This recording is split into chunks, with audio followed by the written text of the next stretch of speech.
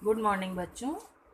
आज हम पढ़ेंगे use of is, are, am. हम पहले भी आपको बता चुके हैं।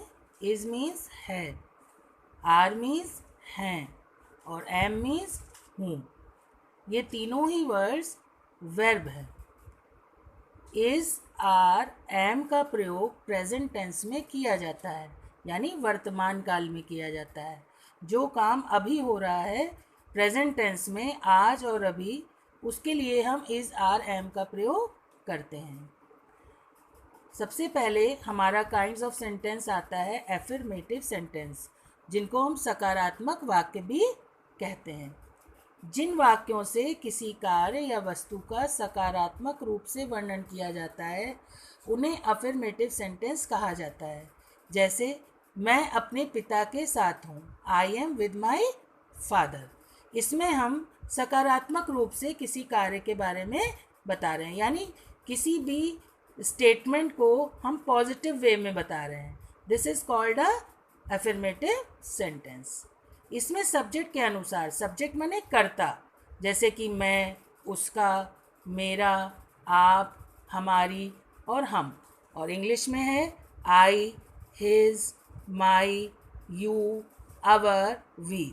यहाँ पर सभी जो हैं ये हमारे सब्जेक्ट्स हैं। सब्जेक्ट्स का मतलब कर्ता, डूअर।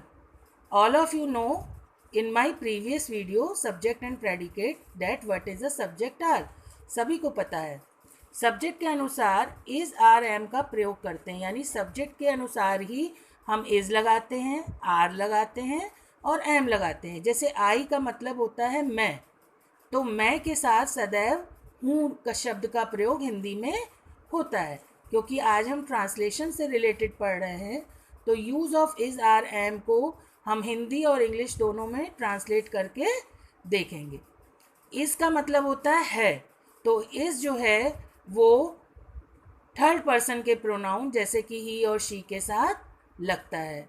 जैसे यहाँ पर हिज रूम, यहाँ पर ये क्या है हमारा सिंगुलर नाउन है रूम, उसका कमरा एक वचन की संज्ञा का प्रयोग हुआ है, यानी सिंगुलर नाउन का यूज़ हुआ है। इसके साथ हम इज़ लगाएंगे। लेकिन अगर बहुत सारे लोग हैं और यह सेकंड पर्सन का प्रोनाउन है, यानी कि you are my neighbour, our books are there.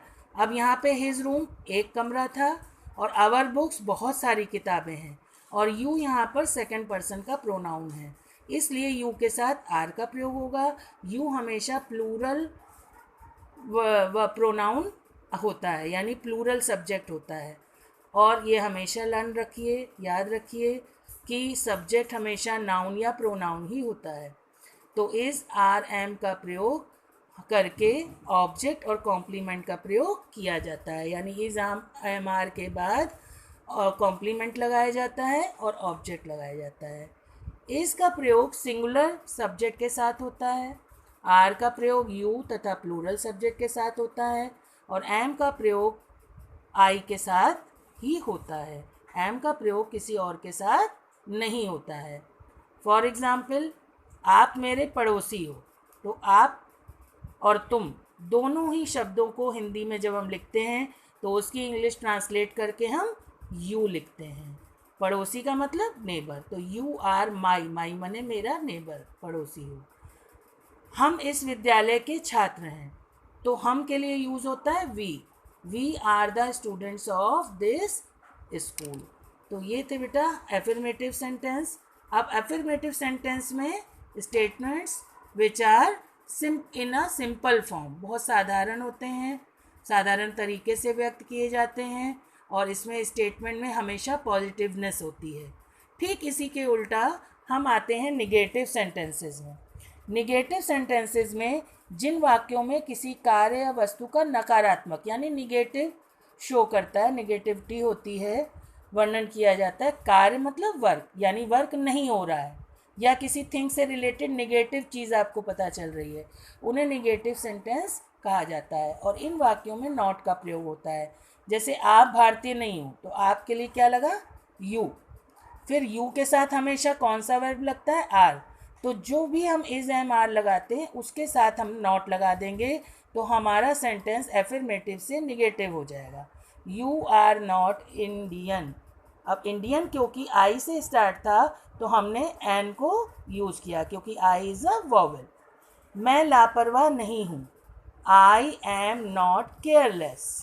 अगर केयरफुल होता तो आई एम केयरफुल, लेकिन क्योंकि हमारा काम निगेटिव बता रहा है, नकारात्मक रूप में बताना है, तो हम नॉट का प्रयोग करेंगे। आप इस कक्षा के छात्र नहीं हो, you are not a student of this class. अब यहाँ पे आर के साथ नॉट लगा, एम के साथ नॉट लगा। वह लड़का होशियार नहीं है, बाकी रूल्स वही रहेंगे कि मैं के साथ एम लगता है यानी आई के साथ एम, हूँ का प्रयोग हो रहा है इसलिए एम, आप के साथ यानी यू के साथ आर, और वह यानी ही के साथ is. He is not a clever boy, अब इसके साथ नॉट का प्रयोग हुआ। तो ये हमारे थे निगेटिव सेंटेंसेस। इसी तरह हम इसको निगेटिव में नेवर वर्ड का भी